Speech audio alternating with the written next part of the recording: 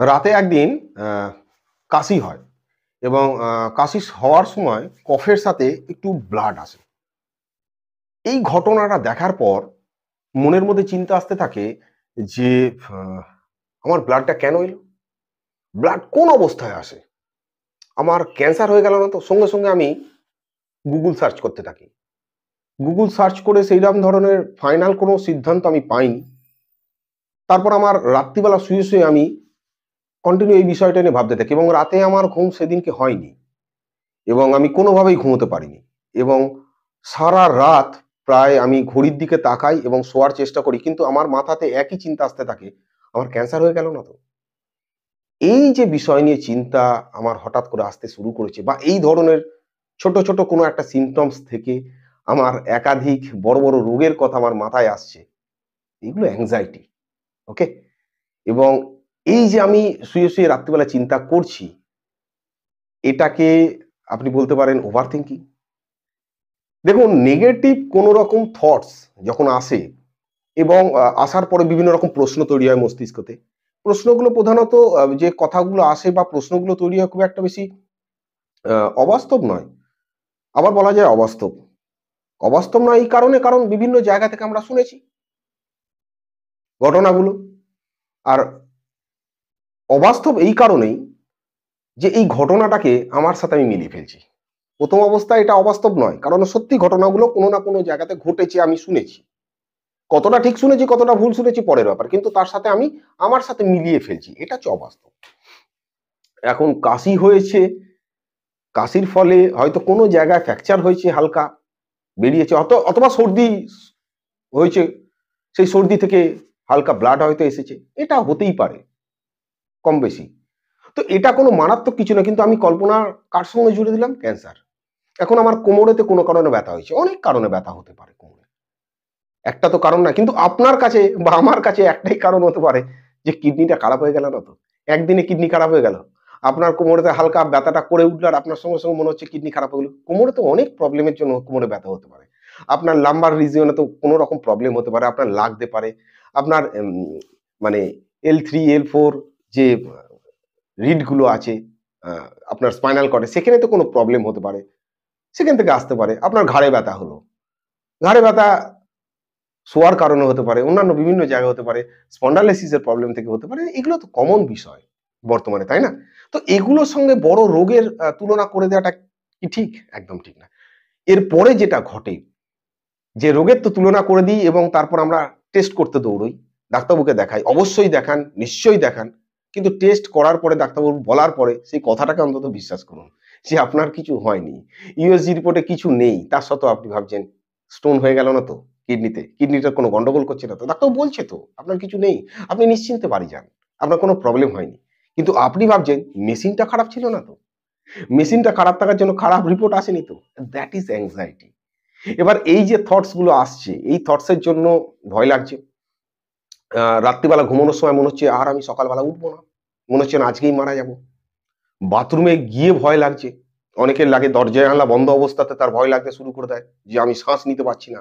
শ্বাস নিয়ে আমার অস্থির লাগছে এবং তাড়াতাড়ি খুলে বেরিয়ে যাচ্ছে। এটাও আপনার ভুল চিন্তাভাবনা। কারণ সত্যিই যদি শ্বাস নেওয়ার প্রবলেম থাকতো আপনার, তাহলে সেই বাথরুমে বা সেই ঘরের মধ্যে থাকছে কি করে অন্য মানুষ?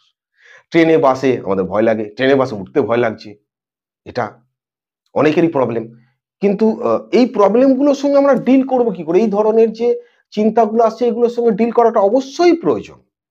কিভাবে প্রয়োজন? কি করব আমরা? আ এই ডিসকাশনটা আজকে করব। কিন্তু তার আগে আপনাদের কাছে আবার হাত জোড় করে রিকোয়েস্ট যদি কারোর মানসিক সমস্যা থাকে প্লিজ আপনারা আপনার কাছাকাছি যে হসপিটাল আছে সেখানে যে মানসিক রোগ বিভাগ আছে প্লিজ সেখানে যান। সেখানে তো খুব ভালো চিকিৎসা হবে। কাউন্সেলিং হবে এবং আপনার কাছাকাছি যিনি সাইকোলজিস্ট আছে তাকে দেখান। আপনার কাছাকাছি সাইকিয়াট্রিস্ট আছেন তাকে দেখান। যে অবশ্যই তিনি যদি মেডিসিন দেন, মেডিসিন খান, কাউন্সেলিং করুন এবং কাউন্সেলিংটা আ দীর্ঘদিন চলে। ১ দিন ২ দিন কাউন্সেলিং বেসিক্যালি হয় না। একটা লং টাইম এর কাউন্সেলিং হয়। সেই কাউন্সেলিংটা পুরো কমপ্লিট করুন আ এবং উনি যেভাবে বলছেন সেভাবে চলুন। আর তার সঙ্গে যেটা ইম্পোর্টেন্ট সেটা হচ্ছে এক্সারসাইজ করা। আপনাকে আরো বেশি করে মানুষের সঙ্গে মেশা এবং নিজের কাছ থেকে লজিক দেওয়া, প্র্যাকটিস করা, নিজের কিছু থট প্রসেসকে চেঞ্জ করার প্র্যাকটিস করা, তবে কিন্তু আপনি আস্তে আস্তে এখান থেকে বেরোবেন। আপনাকে বুঝতে হবে ফ্যাক্টটা কি ঘটছে। দেখুন, কোনো ঘটনার থেকেই কিন্তু বেসিক্যালি পরিবেশে যে ঘটনাগুলো ঘটছে তার থেকে আমাদের মাথায় থিঙ্কিং গুলো আসে। থিঙ্কিং গুলো তো কোনো আলাদা কোনো জায়গা থেকে আসে না।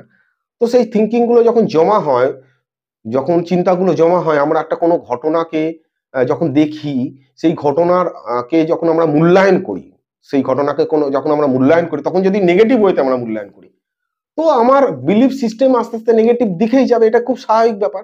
আমার কোনো একদিন বাজারে গেছি, আমার বুকটা ধড়ফড় করে উঠেছে, আমি এটার সঙ্গে ডাইরেক্ট রিলেট করে দিলাম কিসের সঙ্গে? হার্ট অ্যাটাকের সঙ্গে। আচ্ছা, আমি বাজারে গেছি প্রচন্ড রোদের মধ্যে, আমার ডিহাইড্রেশন হয়েছে, আমার প্রচুর ঘাম হয়েছে, তো আমার শরীরটা প্রবলেম হতেই পারে। আমি আবার জল-টল খেলাম, আস্তে আস্তে একটু রেস্ট নিলাম, ঠিক হয়ে গেল। আমি দরকার লাগলে একটা ডাক্তারবাবুর সঙ্গে পরামর্শ করে নিলাম, যে তিনি প্রেশার মেপে সবকিছু দেখে টেকে বললেন যে, "না ভাই, কিছু নেই তোমার।" কিন্তু আমি এর সঙ্গে কার রিলেট করছি? Heart attack. বাজারে গেলেই আমার হার্ট অ্যাটাক হবে। বাজারেতে আপনার হার্ট বার করার জন্য কেউ বসে নেই কিন্তু। এই ধরনের বিলিভ করবেন না। অথবা রাত্রিবেলা শুলেই আপনি মারা যাবেন। আমি রাত্রিবেলা শুলে যদি প্যারালাইসিস হয়ে যায়, রাত্রিবেলা শুলেই প্যারালাইসিস হবেন, অন্য সময় প্যারালাইসিস হবেন না। আর প্যারালাইসিস কি আমরা ঘুমন্ত অবস্থায় আমাদের হবেই? আপনি শোবেন আর কেউ একজন এসে আপনাকে প্যারালাইসিস করে দেবেন। এই যে বিলিভ গুলো করছেন, এগুলোর সঙ্গে আপনি জাস্টিফাই করার চেষ্টা করুন। এই যে ভুল চিন্তা যেগুলো আসছে, এগুলোকে নোট ডাউন করুন যে এগুলো আমার চিন্তা। এবং এই চিন্তাগুলো যেগুলো করছি আমি সঠিক করছি, রোজই করছি, একই করছি, এবং কোনো চিন্তার সিদ্ধান্ততে আমি পৌঁছাতে পারছি না। আমাদের মস্তিষ্ক যে চিন্তা করে, অ্যাকচুয়ালি আমরা চিন্তা করি কেন? আমাদের যদি কোনো প্রবলেম থাকে, সেই প্রবলেমটাকে সলিউশন করার জন্য আমরা চিন্তা করি। অন্য কোনো জন্তু জানোয়ার করে না, কিন্তু আমরা করি। মানুষ, আমরা করি। এখন বিষয় হচ্ছে, আপনি প্রবলেম যখন বলবেন কোনো একটা বিষয়কে, আপনার মস্তিষ্ক সেটাকে সলভ করতে আপনাকে আস্তে আস্তে করে ভাবাতে থাকবে। মানে ওটার যে সলিউশন খুঁজতে থাকবে। তো আপনি যদি কোনো একটা বিষয়কে প্রবলেম হিসেবে আইডেন্টিফাই করেন, তাহলে আপনার মস্তিষ্ক সেটাকে সলভ করবে। এটাই তার মানে হচ্ছে কি, আমাদের এটা একটা চিন্তা, একটা প্রসেস, এবং এই প্রসেসের মধ্যে আপনিও আছেন, আমিও আছি। এখন বিষয়টা হচ্ছে, আপনার সামনে যে ঘটনাটা ঘটছে, আমি বা আপনি হয়তো দেখা যাচ্ছে যে সেই ঘটনাটাকে প্রবলেম বলছি না, আরেকজন বলছে প্রবলেম। তো প্রবলেম যখন হবে, মস্তিষ্ক তার সলিউশন খুঁজবে। এবার যদি মিথ্যে প্রবলেম থাকে, আপনি যদি মিথ্যে প্রবলেমটা বলেন যে মেশিন খারাপ হয়ে গেছে, নাও বোঝো, ইউএসজি করেছে বা ইসিজি করেছে, বলছে মেশিনটা খারাপ, আবার একটা ইউএসজি ইসিজি হলো, বলছে মেশিনটা খারাপ। এই প্রবলেমটা তো ঠিক নয়। আপনি ভুল জিনিস বলছেন, ভুল জিনিস জাস্টিফাই করছেন। এটাকে রেকটিফাই করতে হবে। আপনাকে নোট ডাউন করতে হবে যে আপনার কি কি চিন্তা আসছে, এবং এই চিন্তার এগেইনস্টে কি কি অপশনাল থট হতে পারে। অপশনাল থট গুলো দেয়া প্র্যাকটিস করতে হবে, এবং এটা একদিন দুদিনের নয়, দীর্ঘদিন প্র্যাকটিস করতে হয়।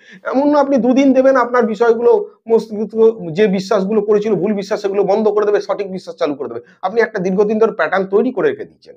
তো আপনার সেই ধরনের একটা বিলিফ সিস্টেম তৈরি হয়ে গেছে। একটা ছোট বাচ্চাকে তার মা প্রতিদিন খাওয়ানোর সময় বলে যে, "তুই যদি না খাস, আমি অমুক ব্যক্তিকে ডাকবো, বা একজন ব্যক্তিকে ডাকবো, কেউ একজন আসবে, দরজা দিয়ে আসবে, এবং তিনি একটা হোয়াইট কালারের জামা পরে থাকবে, কি ব্ল্যাক কালারের জামা পরে থাকবে, ব্ল্যাক কালারের জামা পরে থাকবে, পেছনে একটা কিছু ব্যাগ নেয়া থাকবে পিঠে, তোকে আসবে, তোকে কিন্তু নিয়ে চলে যাবে।" রোজ ভয় দেখায়, রোজ ভয় দেখায়, রোজ ভয় দেখায়। কোনো কারণে কোনো একদিন আত্মীয়, বাচ্চাটা চেনে না সেই আত্মীয়কে, সে এসে গেছে। তার ড্রেস আপ হয়তো যে ধরনের মা বলেছিল সেই ধরনেরই ড্রেস আপ। এবার বাচ্চাটা ভাববে যে তাকে ধরার জন্য এসেছে। আদার্স কোনো কিন্তু থিংকিং চলবে না তার মাথায়। অর্থাৎ আপনি যেভাবে ভয় দেখাচ্ছেন, তার কাছাকাছি যদি কোনো ঘটনা আপনি চোখের সামনে দেখেন, আপনার মনে হবে এই ঘটনাটা ঘটছে কিন্তু আমার সঙ্গে রিলেটেড কোনো ঘটনা। আপনার মস্তিষ্ক কিন্তু তার সঙ্গে মিলিয়ে দেবে বিষয়টাকে। ঠিক আছে?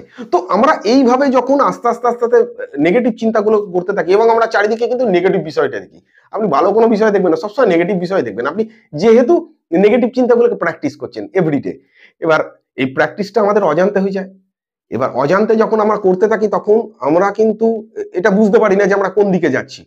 কিন্তু আপনি যদি এটা বুঝতে পারেন যে আমি কিন্তু ভুল চিন্তা করছি, এবং রোজ চিন্তাটা আসছে যেটা আমার সাথে কিছু ঘটছে না, তো এটাকে আমি কিন্তু রেকটিফাই করতে পারি, নোট ডাউন করতে পারি। নোট ডাউন করে তার পাশে যে অপশনাল থট গুলো আছে, এর পজিটিভ যে লজিক গুলো আছে, সেগুলোকে আমি লিখতে পারি এভরিডে, যে আমার এই চিন্তা এসেছিল, অমুক তারিখে এই চিন্তা এসেছিল, আমার এই ঘটনা ঘটেছিল, আমার কিছু হয়নি। এবার ব্যাপারটা হচ্ছে কি, ওই যে মা যখন বাচ্চাটাকে রোজ বলছে, আর সেই ব্যক্তি যখন তার সামনে এসে দাঁড়ালো, তার কি হবে? পালপিটেশন হবে, বুক ধড়ফড় করবে। এখন যদি মাস্টারমশাই বলে যে, "তুই যদি কালকে আসিস, আর পড়া বেটা যদি না করে আসিস না, মেরে আমি পিঠের চামড়া তুলে দেবো।" এই ঘটনা যদি বলে মাস্টারমশাই, এবং সেই ছেলে যদি পড়া কোনো কারণে না করে আসে, তার কিন্তু হার্টবিট বেড়ে যাবে। এই ঘটনা আপনার সঙ্গে ঘটেছে, এই ঘটনা আমার সঙ্গে ঘটেছে। বাড়িতে বাবা বলে গেছে যে পড়াগুলো করে রাখতে, খেলতে চলে গেছি, পড়া করে রাখিনি, বাবা এসেছে, বাবা আসার সাথে সাথে দেখছি জুতোটা আছে, তো জুতো দেখে আমার মাথায় টেনশন শুরু হয়ে গেছে যে আজকে তো বাবা ধরবে, পড়া যদি না পারি আজকে কিন্তু পেটাবে। তো ওইখান থেকেই কিন্তু আমার মাথা কিন্তু ডিফেন্স মেকানিজমকে অ্যাক্টিভ করে দিল, কি মিথ্যা কথা বলবো, কিভাবে বেরোতে পারবো, এইগুলো কিন্তু অ্যাক্টিভ করে দিল। কিন্তু বাবার সামনে যখন যাচ্ছি, বুক কিন্তু ধরপর ধরপর ধরপর ধরপর ধরপর ধরপর করছে, হাত পা কেঁপে কাঁপছে, হাত পা মনে হচ্ছে ঘামছে, শ্বাসটা নিচ্ছি মনে হচ্ছে জোরে জোরে, একটা আনইজিনেস ফিল হচ্ছে। তো এটা এই এই ফিলিংসটা আমাদের কিন্তু অ্যাংজাইটির সঙ্গে যুক্ত। দেখুন আপনার লাইফে এই ধরনের ঘটনা ঘটেছে। এখন আপনি যদি দৌড়ুন, আপনি জোরে জোরে নিঃশ্বাস নেবেন, তা বলে কি আপনি নিতে নিতে মরে যাবেন? তা হয় না কি কখনো?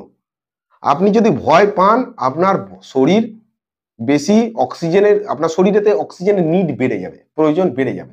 আপনি কিন্তু শ্বাসটা জোরে নেবেন। এবার আপনি আপনার হার্টকে কন্ট্রোল করতে যাচ্ছেন, তা হয় নাকি? আপনার ফুসফুসকে কন্ট্রোল করতে যাচ্ছেন, তা হয় নাকি? আপনি যখন খাবার খান, খাবার খাওয়ার পরে কখনো বলেন যে ঠিক আছে আজকে খাবারটা খেলাম, আজকে হজম করবো না, একটা ভালো খাবার, কালকে গিয়ে আমি হজম করবো, তা হয় না। আপনার শরীরকে চালানোর জন্য মস্তিষ্ক আছে, সে চালায়, এটা নিজে থেকে চলে, এটা আপনি কন্ট্রোল করতে পারবেন না। কিন্তু আপনি যখন তার দিকে মনোযোগ দেন এবং তাকে নিয়ন্ত্রণ করার জন্য চেষ্টা করেন, সেটা কিন্তু আনকন্ট্রোল হয়ে পড়ে। এটা আপনি কন্ট্রোল, আপনি কখনো বলতে পারেন যে হার্টবিট আমি কন্ট্রোল করতে পারবো, কিন্তু আপনি চাইছেন সেটা কন্ট্রোল করতে, আপনি চাইছেন সেটা কমে যেতে, আপনি চাইছেন সেটা অনুভব করতে। আপনি ছোটবেলায় করেছেন, ঠিক আছে ভাই, হাটটা তো 10 বছর চললো, ঠিক আছে আজকের জন্য আমি 20 মিনিটের জন্য হাটটাকে বন্ধ রাখি, 20 মিনিট পরে চলবে, এমন কি হওয়া সম্ভব? সম্ভব নয়। এটা অটোমেটিক প্রসেস, চলবে, আপনাকে কিচ্ছু করতে, আপনার ব্লাড সার্কুলেশন হচ্ছে, আপনি খাবার খাচ্ছেন, সেগুলো প্রসেস হচ্ছে, শরীরেতে যাচ্ছে, দ্যাট ইজ এ প্রসেস। এবং এই প্রসেসের মধ্যে একটা প্রসেস যেটা আছে হরমোন, একটা বড় একটা গুরুত্বপূর্ণ বিষয়।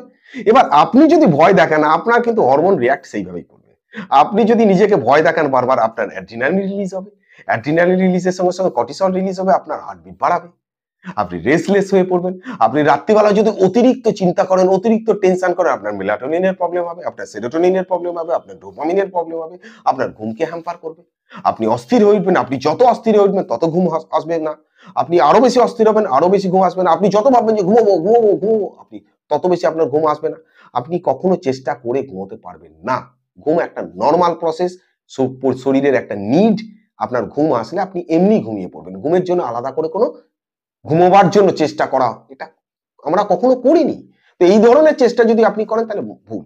আপনাকে যেটা করতে হবে, যে চিন্তাগুলো আসে, থটস গুলো আসে, এগুলো ভুল থট, এগুলো ভুল থট, এগুলোর এগেনস্টেতে এই যে রং থট, আপনার যে মস্তিষ্ক যে একটা ভুল থটস এর একটা প্যাটার্ন তৈরি করছে, এই প্যাটার্নটাকে ব্রেকডাউন করতে হবে। এই প্যাটার্নটাকে ব্রেকডাউন করার জন্য কিন্তু আপনার মস্তিষ্ক আপনাকে সেইভাবে, আপনার মস্তিষ্ককে সেইভাবে লজিক কিন্তু দিতে হবে। আপনার যুক্তিগুলো কিন্তু প্রপারলি দেওয়ার দরকার আছে, ঠিকঠাক ভাবে দেওয়ার দরকার আছে। আপনি যদি যুক্তিগুলোকে দেন, তাহলে দেখবেন যে আস্তে আস্তে আপনি বুঝতে শিখছেন, না না না এটা ভুল চিন্তা। বাজারেতে গিয়ে নিশ্চয়ই আমি মারা যাব না, কেন মারা যাব? আমি বাড়িতে মারা যাব না, বাজারে গিয়ে মারা যাব? কোনো এক ব্যক্তির হার্ট অ্যাটাক হচ্ছে, সেটা শুনে আমি মারা যাবো? That is possible. আপনি নিউট্রালি ভাবুন, দ্যাট ইজ পসিবল। আপনি একটা ছোট একটা প্রবলেমের সঙ্গে বড় একটা রোগের বারবার তুলনা করছেন, বারবার তুলনা করছেন, দ্যাট ইজ নট গুড। এই যে তুলনা করছেন, এই যে অভ্যাস তৈরি করছেন, দ্যাট ইজ নট গুড।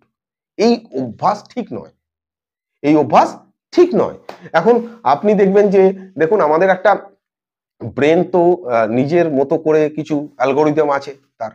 দেখুন আপনি হয়তো দেখা যাচ্ছে যে আপনি যেখান থেকে কাজ থেকে আসেন, সেখানে দেখা যায় 10টা চায়ের দোকান আছে, তার মধ্যে একটি চায়ের দোকান আপনি চা খান।